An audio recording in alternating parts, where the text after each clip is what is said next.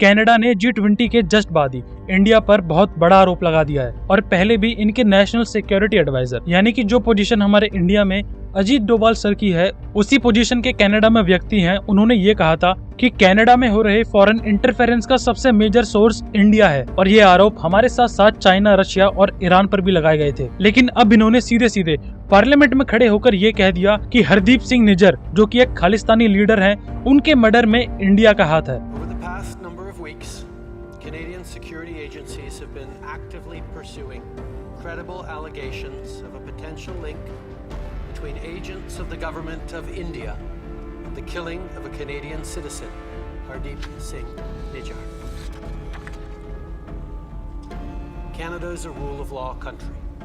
The protection of our citizens and defense of our sovereignty और इसी चक्कर में उन्होंने हमारे सीनियर डिप्लोमेट को अपनी कंट्री से निकाल दिया और ये काफी बड़ा मुद्दा है जिसके ऊपर यूएस, न्यूजीलैंड और ऑस्ट्रेलिया ने भी अपना कंसर्न जताया है। अब इस सीरियस एलिगेशन को डिस्कस करते हैं, लेकिन इससे हमारे भारत की पॉलिटिक्स पर एक पॉजिटिव इम्पैक्ट आया है। मतलब बाहर की जो भी बात हो, इससे हमारी पॉलिटिक्स को जरूर एक अच्छा फायदा हुआ है, चाहे आप एनडीए वाले हो या INDIA सपोर्टर हो या कांग्रेस या बीजेपी समर्थक हो। आपको ये सुनकर जरूर अच्छा लगेगा, इसलिए बने रहिएगा लास्ट तक। चलिए अपना टॉपिक शुरू करते हैं। अब इस एलिगेशन को हम साइड में रखकर कनाडा को एज अ कंट्री देखें तो इंडिया और कनाडा के बीच काफी अच्छे रिलेशंस रहे हैं और लगातार बेहतर इकोनॉमिक डिसीजन भी लिए जा रहे हैं और ट्रेड भी बढ़ता ही जा रहा है। लेकिन प्रॉब्लम है वहाँ की करंट गवर्नमेंट से। जब से जस्टिन ट्रूडो PM बने हैं, उन्होंने भारत के खिलाफ कई बयान दिए हैं। अब बात ऐसी है कि खालिस्तानी लीडर हरदीप सिंह निज्जर, जिसको कि 18 जून 2023 को गुरुद्वारे के सामने गोली मार दी जाती है। अब इसको किसने मारा, क्यों मारा, अभी तक इसका कोई सुराग नहीं है। लेकिन कनाडा की सरकार को ये लगता है कि इसके पीछे इंडिया का हाथ है और बिना किसी सबूत और केवल आरोप लगाते हुए उन्होंने लगने के चक्कर में हमारे इंडियन डिप्लोमेट को कनाडा छोड़ने के लिए कह दिया। अब आपको ये पता ही होगा कि आज का भारत अलग है। जवाबी कार्यवाही ने भारत ने कैनेडियन डिप्लोमेट को पहली फुर्सत में निकल, कोई जरूरत नहीं हिंदुस्तान को तेरी। लिटरली बस 4 मिनट के अंदर उन्हें ये खुशखबरी सुना दी गई कि 5 दिन के अंदर उन्हें भारत को छोड़कर वापस कनाडा निकलना होगा। A very strong and a very bold move.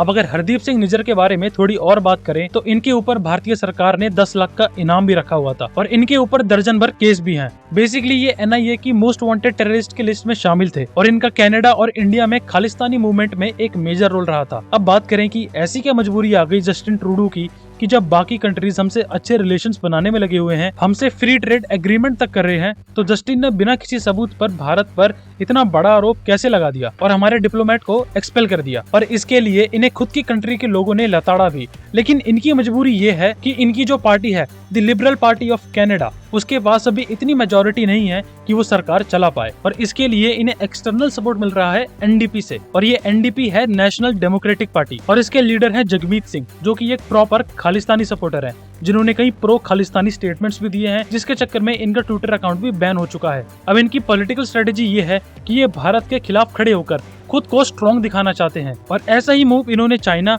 और सऊदी अरेबिया के साथ भी लिया था, जिसमें इनके रिलेशंस बहुत बुरी तरीके से खराब हो गए थे और खालिस्तानियों से सपोर्ट लेकर ये केवल अपनी सरकार चलाना चाहते हैं। अब बात करें कि कैसे ये हमारी पॉलिटिक्स के लिए अच्छा साबित हुआ, तो आपको जानकर खुशी होगी कि कांग्रेस ने इस मुद्दे पर पूरी तरह से बीजेपी का साथ निभाया है। उन्होंने इंटरनल पॉलिटिक्स को छोड़कर पूरी तरह से बीजेपी का साथ निभाया है और पंजाब में ये दोनों ही अलायंस एक साथ खड़े हुए नजर आए। यहाँ तक कि किसी भी पार्टी ने इस मुद्दे को लेकर बीजेपी पर कीचड़ नहीं उछाला। आम आदमी पार्टी ने भी इस पर अपने व्यूज देने से मना कर दिया है। साथ ही में पंजाब के बीजेपी के चीफ सुनील जाखड़ ने कांग्रेस, आम आदमी पार्टी, अकाली दल और बाकी सभी पार्टियों को इस मुद्दे पर इंडिया के साथ खड़े होने के लिए इनवाइट किया है, जिसकी पूरी गरिमा बनाते हुए पार्टियों ने समर्थन दिया। देखा जाए तो आपसी मतभेद के चक्कर में हमारी पॉलिटिकल पार्टीज एक्सटर्नल अफेयर्स को एक दूसरे के खिलाफ यूज करती हैं, लेकिन इस बार जब बात भारत पर आई तो सभी ने एक दूसरे का साथ निभाया और ये लोकतंत्र की जीत है। इसीलिए वीडियो को लाइक जरूर करना। ऐसी और जानकारी के लिए चैनल को सब्सक्राइब करना बिल्कुल मत भूलना और ये वीडियो बाकी लोगों के साथ भी शेयर जरूर करना। जय हिंद।